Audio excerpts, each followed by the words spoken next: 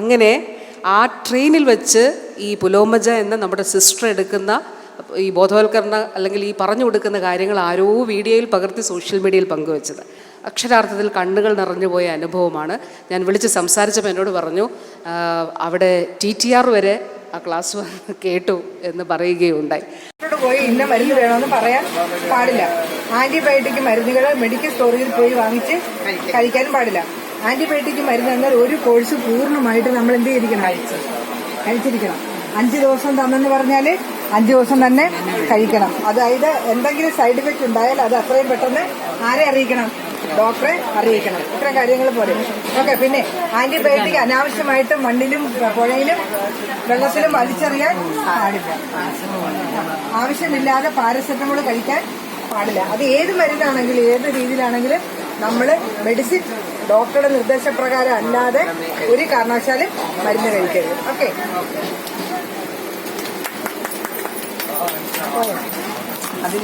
ഞാനൊരു കാര്യം കൂടി അനുഭവം പങ്കുവയ്ക്കാനായിട്ട് ആഗ്രഹിക്കുന്നു. അത് നമ്മുടെ AMRൻ്റെ state nodal officer doctor Aravindan, അദ്ദേഹം മെഡിക്കൽ കോളേജിലെ ഇൻഫെക്ഷ്യസ് ഡിപ്പാർട്ട്മെൻറ്റിൻ്റെ ചുമതല വഹിക്കുന്ന ആളാണ്.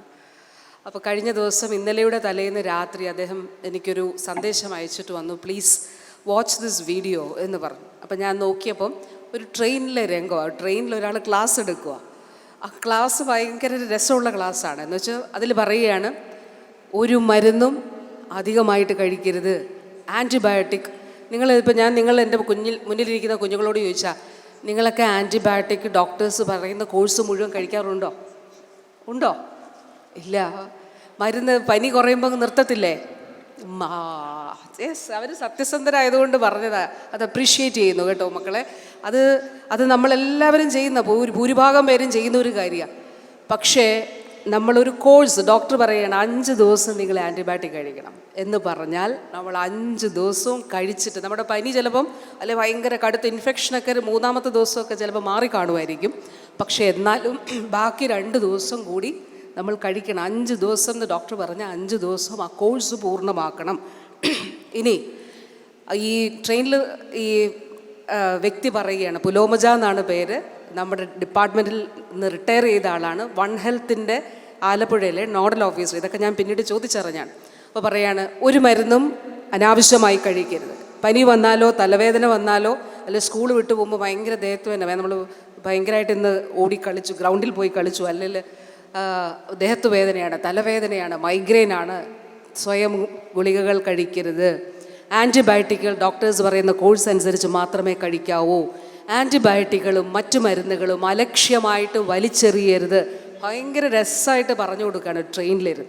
ചുറ്റും ഞാൻ നോക്കിയപ്പം കമ്പാർട്ട്മെൻറ്റിൽ കുറേ സ്ത്രീകൾ ഇരിപ്പുണ്ട്. എന്താണെന്നറിയോ, ഈ ചേച്ചി മൂകാംബികയിൽ പോയിട്ട് മാവേലി എക്സ്പ്രസ് തിരിച്ചു വരിക. അപ്പോൾ ആ കമ്പാർട്ട്മെൻറ്റിൽ കുറച്ച് പേരെ പരിചയപ്പെട്ടു, കുറേ സ്ത്രീകളെ പരിചയപ്പെട്ടിട്ട് ഇങ്ങനെ വർത്താനമൊക്കെ പറഞ്ഞു.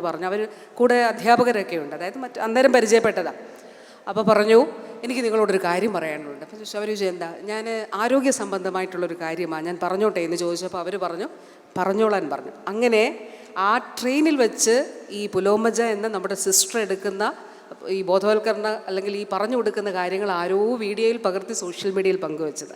ഞാൻ ഈ സിസ്റ്റർ പുലോമജയെ വിളിച്ചിട്ട് ഞാൻ ചോദിച്ചപ്പം വസ്തുത ഇത് കണ്ടപ്പോൾ നമ്മുടെ ആ ഒരു ആത്മാർത്ഥതയുണ്ടല്ലോ, ഡെഡിക്കേഷൻ, ഒരാൾ സൂപ്പർവൈസ് ചെയ്യാനില്ല, അല്ലെ ട്രെയിനിൽ വെച്ച് എന്തുകൊണ്ട് നിങ്ങളിത് ചെയ്തില്ല എന്ന് ഒരാളും ചോദിക്കത്തില്ല. പക്ഷെ എത്ര ഇഷ്ടത്തോടെ, എത്ര പാഷനോടെ, എത്ര ഡെഡിക്കേഷനോടെ. ഞാൻ ഈ തുടക്കത്തിൽ പറഞ്ഞതുപോലെ ഇനി മനുഷ്യരിവിടെ മരിച്ചു വീഴാൻ പോകുന്നത് മരുന്നുകൾ ഫലിക്കാത്ത ഒരു കാലം വരും. ആ കാലം വരാതെ ഇരിക്കുന്നതിന് വേണ്ടി ഇപ്പോൾ നമ്മൾ ഇങ്ങനെയൊക്കെ കാര്യങ്ങൾ ചെയ്യണം എന്ന ബോധ്യത്തിൻ്റെ അടിസ്ഥാനത്തിൽ ആ സിസ്റ്റർ ചെയ്തതാണ്. അക്ഷരാർത്ഥത്തിൽ കണ്ണുകൾ നിറഞ്ഞുപോയ അനുഭവമാണ്. ഞാൻ വിളിച്ച് സംസാരിച്ചപ്പോൾ എന്നോട് പറഞ്ഞു അവിടെ TTR വരെ ആ ക്ലാസ് കേട്ടു എന്ന് പറയുകയുണ്ടായി.